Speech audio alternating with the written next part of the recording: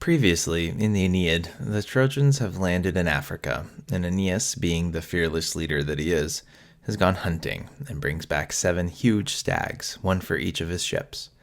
And as his men enjoy their feast with wine, Aeneas tries to lift up their spirits with a rousing speech. And that's what we'll cover in this video. This has some very famous lines in it, and it's just as famous for Aeneas' own reaction to his words of encouragement afterwards. Aeneas begins his speech in 198 with the vocative phrase "O Sokii," and then reminds them that they have known bad times before now. Ignari, like other words of memory, takes the genitive malorum. And don't forget that the subject of summus is an understood nos. Also in line 199, we go back to the vocative, where the passi modifies the sokii in the previous line. It's a perfect participle of a deponent verb, so having endured or suffered. And graviora is a neuter accusative plural, comparative, substantive, adjective. Got that? Worse things, or maybe even more serious things. Here's our first famous phrase. Dabet deus his quoque finem. His refers to the current situation, it's dative plural, to these things, or these bad things. Now Aeneas recalls all of his rough adventures his Trojans have experienced as proof of the bad times and that they do end. Wos, he's talking to his Trojans, and the et here points ahead to the next phrase that also begins wos et, you both and this repetition is called an anaphora.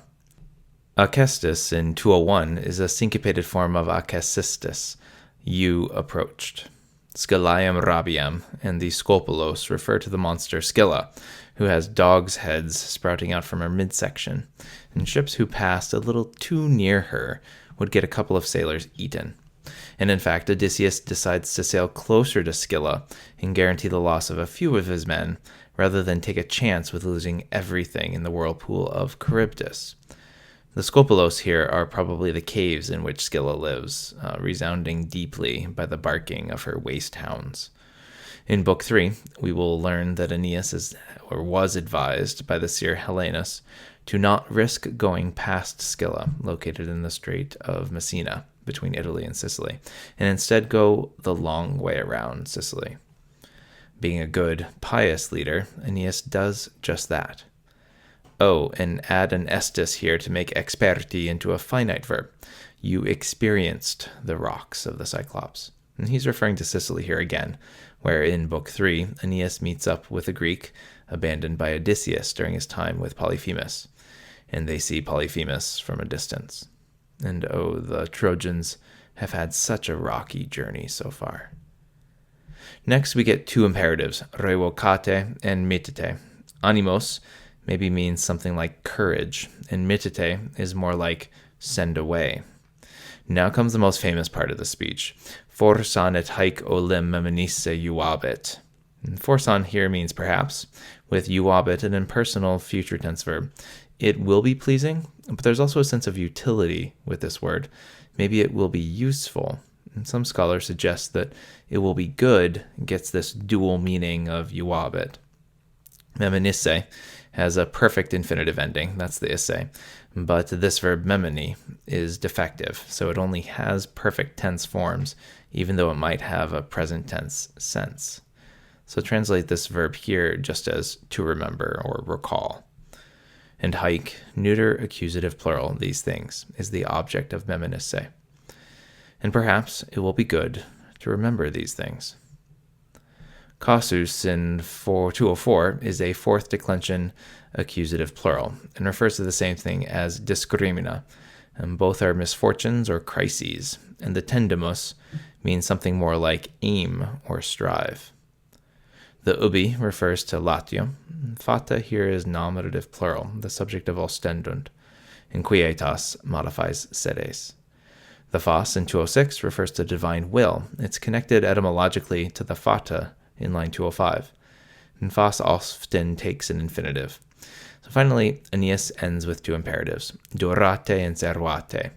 Wos met is the pronoun wos with the intensifying suffix met. It's pretty hard to translate that separately in English. And this is the object of servate.